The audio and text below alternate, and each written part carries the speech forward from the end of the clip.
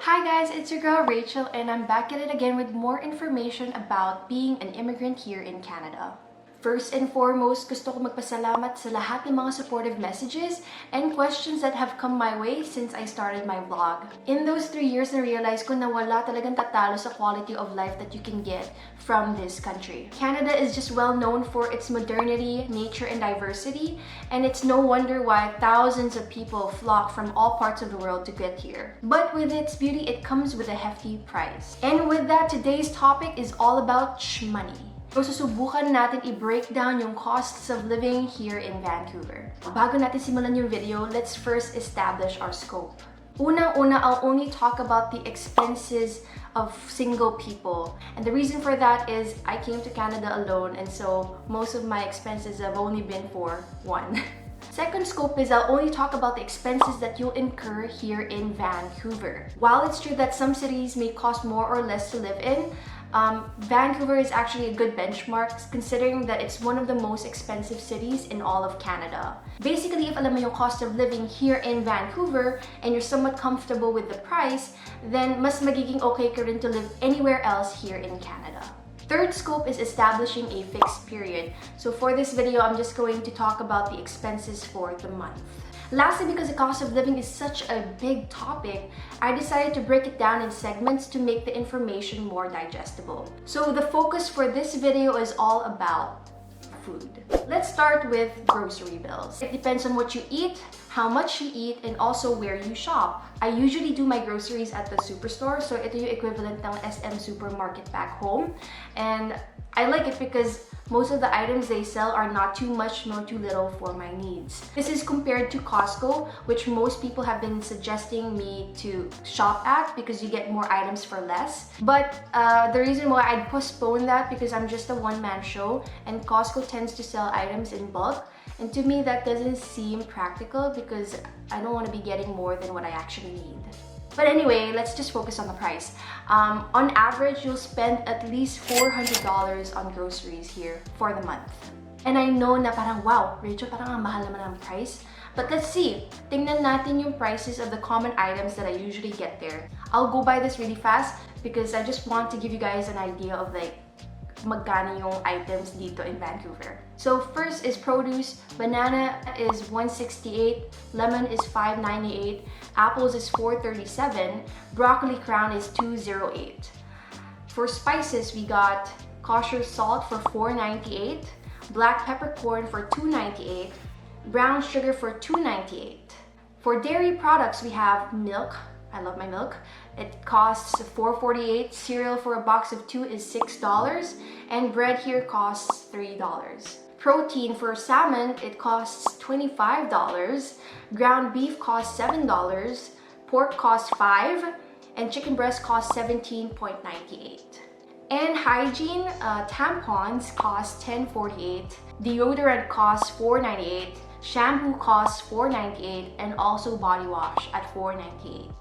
The total price for the items is $119, but you're also gonna add in or consider the 12% tax. So with that, your total bill comes up to $133. So sabihin natin that you do your groceries like 3 or 4 times a month. So that 133 times 3 will end up to $399, or rounded up is $400 per month. But take note, you guys, there are some items that you may not need to repurchase for quite some time. But consider din natin yung mga ibang items na hindi ko na-mention that you might buy in the next couple grocery runs. But yeah, let's just say that 400 is a safe number or a good estimate. Next stop, we have coffee. Alam niyo ba na sobrang hilig ng mga Vancouverites sa coffee?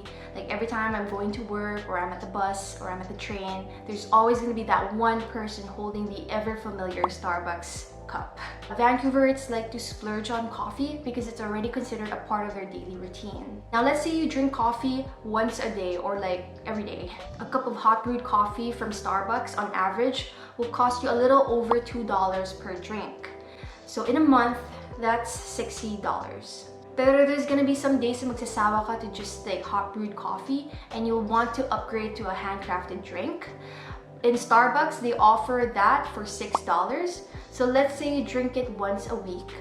So in a month, that's gonna be an additional $24 for just higher end coffee.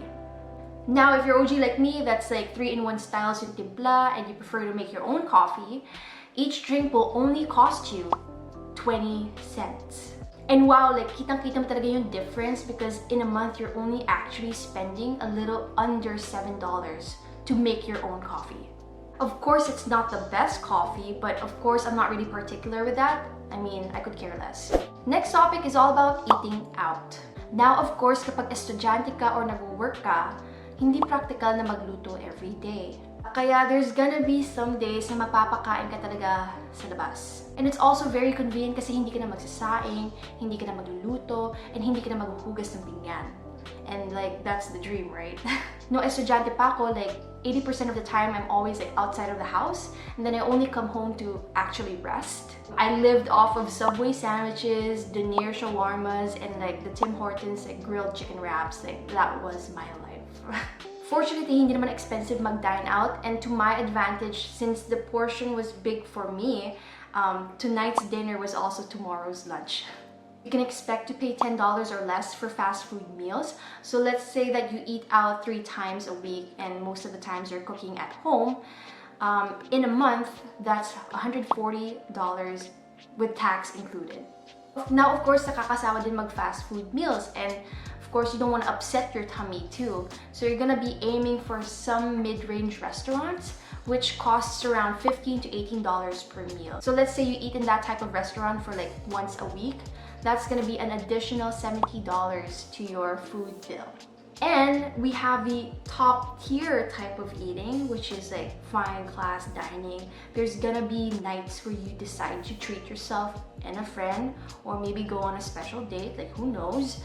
So to dine in a fancier restaurant, the bill is gonna come up to $80 split into 2. So that's gonna be $40 per person.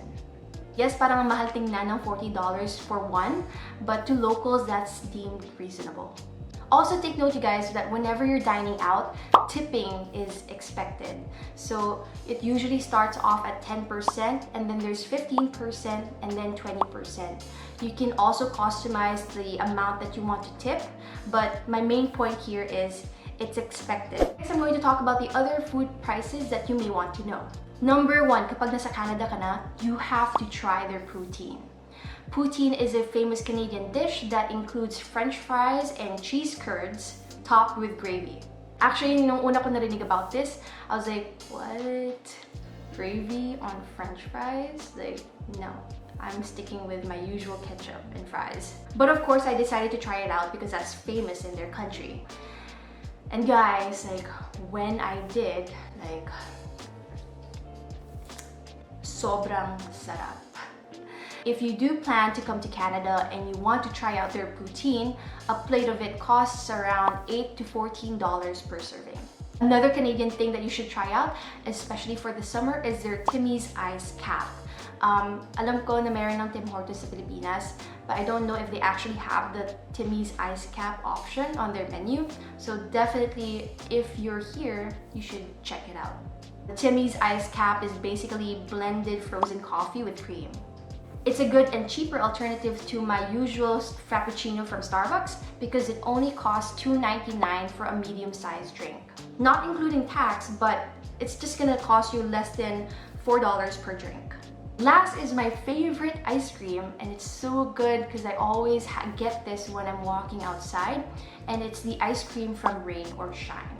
What sold me the most is their cute design, and they also make homemade ice cream made with fresh and sustainable whole ingredients. I especially love their malted milk chocolate, guys. Like, oh my god, meron kasing honeycomb sa loob. So you're not only feeling the coolness from the ice cream, but also the crunch from the honeycomb. Like, man, you could crave na ako.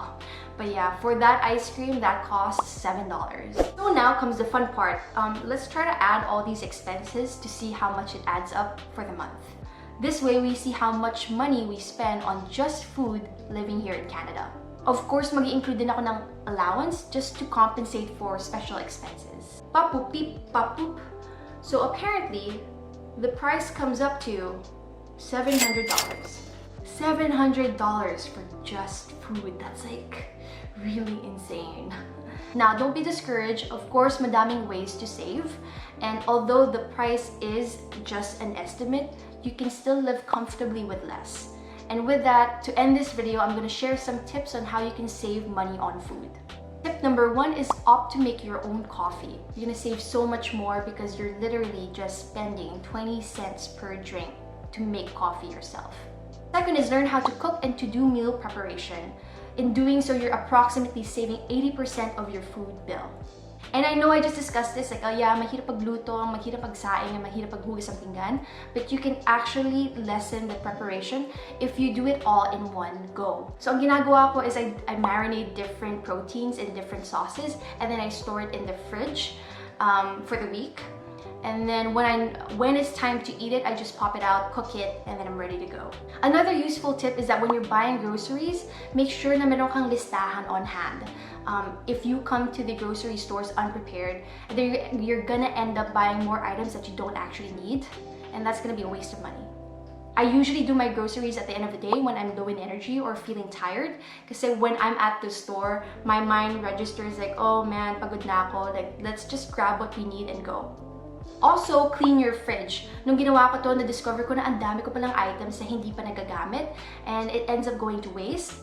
And so what I do now is I make sure that I see all the items and I make use of it before I do another grocery run. Which leads me to my other tip, which is to become more resourceful with the ingredients that you already have.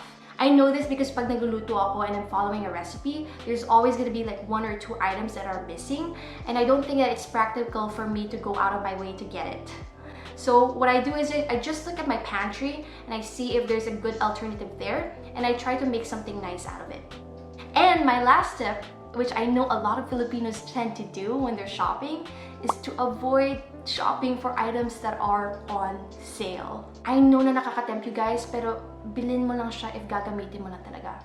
Anyway, madami pang tips to save your money on food bills, but for now, I'm just gonna leave it at that. Kung meron pa kayong ibang tips and tricks on how to save money on food, please feel free to comment it down below.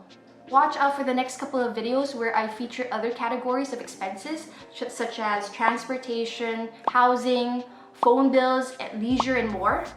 I hope na naging helpful itong information, especially because I want to kind of paint a picture of what the expenses would look like when you're living here in Canada.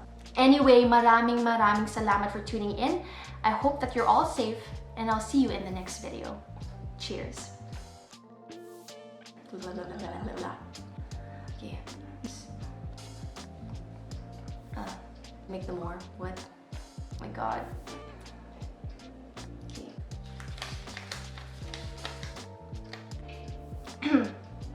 Coming. Not yet. Just one more and then I'll do this.